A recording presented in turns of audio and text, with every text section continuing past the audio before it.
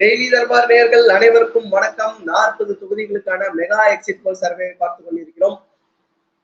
தாமரை பல இடங்களில் மலரும் அப்படின்னு நம்ம இது வரைக்கும் சொல்லியிருந்தோம். திமுகவிற்கு கடுமையான நெருக்கடி கொடுத்து அந்த சித்தாந்த ரீதியான ஃபைட்டை வந்து அடுத்த ஸ்டெப்புக்கு எடுத்துட்டு போயிட்டு தாமரை மலர்வதற்கான வாய்ப்பு இருக்குன்னு சொல்றோம். இன்னைக்கு நம்ம பார்க்க போற இந்த தொகுதியில் தாமரை சார்பாக தாமரையின் கூட்டணி கட்சி வெல்வதற்கான வாய்ப்பு இருக்கிறதை பார்க்கிறோம். தர்மபுரி நாடாளுமன்ற தொகுதியில் எடுத்தவுடன் சொல்லிவிடுகிறோம்.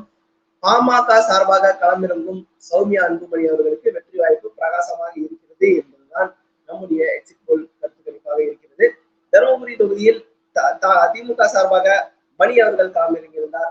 அதிமுக சார்பாக அசோகன் அவர்களும், பாஜகவின் சார்பாக பாஜகவின் கூட்டணி கட்சியான பாமகவின் அன்புமணி ராமதாஸ் அவர்களின் மனைவியுமான சௌமியா அன்புமணி அவர்கள் களமிறங்கியிருந்தார்கள். இந்த தொகுதியை பொறுத்த வரைக்கும் இப்போதைக்கு அது வெளியில போற எம்பியாக இருக்கக்கூடிய செந்தில் அவர்களுடைய பெர்ஃபார்மன்ஸை பற்றி நிச்சயமாக பேச வேண்டும். நேர்களை செந்தில் அவர்களை பொறுத்த வரைக்கும் அவருக்கு எதிராக பல நெகட்டிவான விமர்சனங்களை நம்மளால் சோசியல் மீடியால பார்க்க முடியும். இன்ஃபேக்ட் அவர் தெரிவித்த கருத்துக்கள் ஆல் ஓவர் இந்தியாவில திமுகவுக்கும் கூட்டணி கட்சியான காங்கிரஸுக்கும் ஒரு நெகட்டிவ் வைப்ரேஷன் கொடுத்தது. அந்த கோமுத்ரா ஸ்டேட்ஸ் அப்படின்னு சொன்ன கருத்தாகட்டும், தமிழகத்தை பொறுத்த வரைக்கும் அந்த பூஜை எல்லா மதமும் வேண்டும் என்று அவர் சொன்ன கருத்தாகட்டும், இது போன்ற பல கருத்துக்கள் சர்ச்சையை கிளப்பியிருந்தாலும் தருமபுரி நாடாளுமன்ற தொகுதியை பொறுத்த வரைக்கும் செந்தில் அவர்கள் ஒரு எஃபெக்டிவான கேண்டிடேட்டாக தான் இருந்தார் என்பதுதான் நிச்சயம். இந்த முறை ஒருவேளை செந்தில் அவர்களே மீண்டும் போட்டியிருந்தால் அவர் வெற்றி பெறுவார் அப்படின்னு தான் இந்த ரிசல்ட் அமைந்திருக்கும். இதை நம்ம ப்ரீ எலெக்ஷன் அனாலிசிஸ் சொல்லியிருந்தோம்.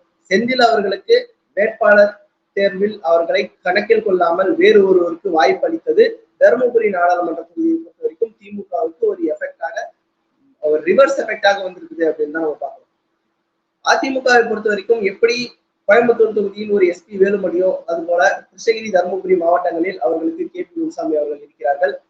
2014ஆம் ஆண்டே அதிமுகவுக்கு விசுவாசமாக இல்லாமல் பாமக மீது விசுவாசமாக இருந்து பாமகவுக்கு அந்த வன்னியர் பாசம் காரணமாக அன்புமணி ராமதாஸ் அவர்களுக்கு உதவி செய்தார் கே.பி. முனுசாமி என்ற பரவலான குற்றச்சாட்டு தொகுதி மக்களிடையே பரவலாக இருந்தது அப்படின்னு சொன்னார். ஆதாரபூர்வமான குற்றச்சாட்டு இல்லை என்றாலும் தொகுதி மக்கள் மத்தியில் அந்த கருத்து வேறொன்று இருந்தது.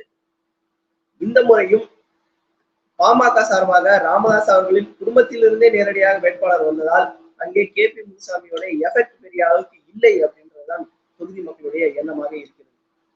அந்த வகையில் வன்னியர் கம்யூனிட்டியோட மொத்த வாக்குகளும் பாமகவிற்கு பின்னால் அணிவகுத்து நிற்க போகிறது அப்படின்றது நம்ம பார்க்க முடியும். குறிப்பாக சொல்ல வேண்டும் என்றால் மக்களே, இந்த தருமபுரி நாடாளுமன்ற தொகுதியை பொறுத்த வரைக்கும் தமிழகத்திலேயே 2வது அதிகபட்ச வாக்குப்பதிவு நடைபெற்ற தொகுதியாக பார்க்கிறோம். கள்ளக்குறிச்சி முதலிடத்தில் இருந்தாலும் தருமபுரி 2வது இடத்தில் இருக்கிறது. கிட்டத்தட்ட 80% மேல வாங்கின தொகுதிகள் 2 மட்டும்தான், கள்ளக்குறிச்சியும் தருமபுரியும். அதில் சௌமியா அன்புமணி அவர்களுடைய கேண்டிடேச்சர் அப்படின்றது ரொம்ப முக்கியம் பார்க்கணும். அதாவது இந்த ஒரு பர்டிகுலர் வேட்பாளர் வெற்றி பெற வேண்டும் என்று வீட்டை விட்டு வெளியே வந்து லைன்ல நின்று வாக்கு செலுத்துவதற்காக மக்கள் இன்ட்ரெஸ்ட் காமிச்சிருக்காங்கன்னு நம்மளால புரிந்து கொள்ள முடிகிறது. மக்களை வீட்டிலிருந்து வெளியே அழைத்து வந்து வாக்கு செலுத்த வைத்ததே ஒரு மிகப்பெரிய சாதனையாக, இதுதான் பாமகவுக்கு ஒரு புஷிங் ஃபேக்டரா இருக்கும் அப்படின்னு நம்மளால புரிந்து கொள்ள முடிகிறது.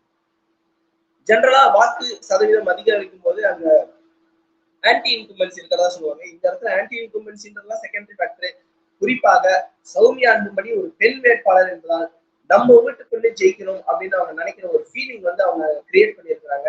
இது பாமகவுக்கு மிகப்பெரிய அளவில் கை கொடுத்திருக்கிறது. ஸோ பாஜக சார்பாக கூட்டணி கட்சியான பாமக நிச்சயம் வெல்லக்கூடிய ஒரு தொகுதியாக உயர்ந்து நிற்கிறது தருமபுரி. 2வது இடத்தில் திமுக தள்ளப்படும் என்றும் அதிமுக 3வது இடத்திற்கு தள்ளப்படுவதற்கான வாய்ப்பு இருக்குது அப்படின்னு தான் நம்ம பார்க்கிறோம். இதுதான் தருமபுரியோட நிலைமை. திமுக 2வது இடமும் அதிமுக 3வது இடமும், பாஜக சார்பாக கூட்டணி கட்சியான பாமக வெற்றி பெற்று சௌமியா அன்புமணி அவர்கள் நாடாளுமன்றம் செல்வது உறுதி அப்படின்றதுதான் நம்மளுடைய போஸ்ட் அனாலிசிஸ் கருத்து கணிப்பு வந்து மீண்டும் இன்னொரு தொகுதியுடன் சந்திப்போம்.